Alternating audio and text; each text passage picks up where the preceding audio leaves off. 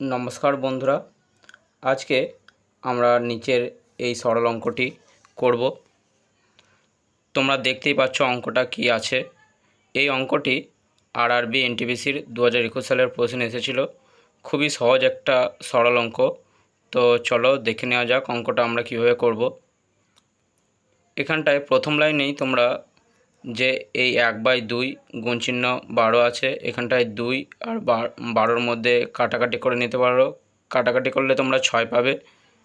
এবং একই সঙ্গে এখানটায় ফার্স্ট ব্র্যাকেটের মধ্যে যে 34 বিয়োগ 19 আছে, এই বিয়োগ করে নিলে আর তোমরা 15 পেয়ে যাবে।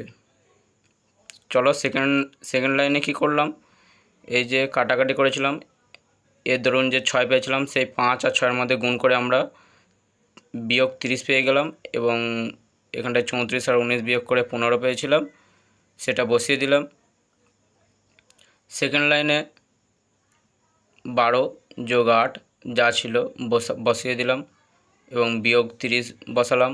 ও যে 45 আর 15-র মধ্যে ভাগ করলে তোমরা জানো কত হবে, 3 হবে, সেই বিয়োগ 3টা আমরা এখানটায় বসিয়ে দিলাম।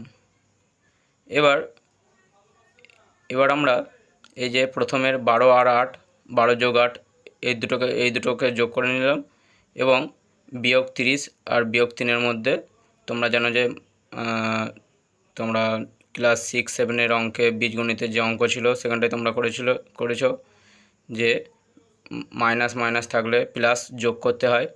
সেই হিসাবে 30 আর 3-এর মধ্যে যোগ করে নিলাম, দিয়ে যোগ করে আমাদের 33 হলো। আর সব সময় তোমরা জানো যে বড়টা চিহ্ন বসে, সেই জন্য বিয়োগ 33 বসলো।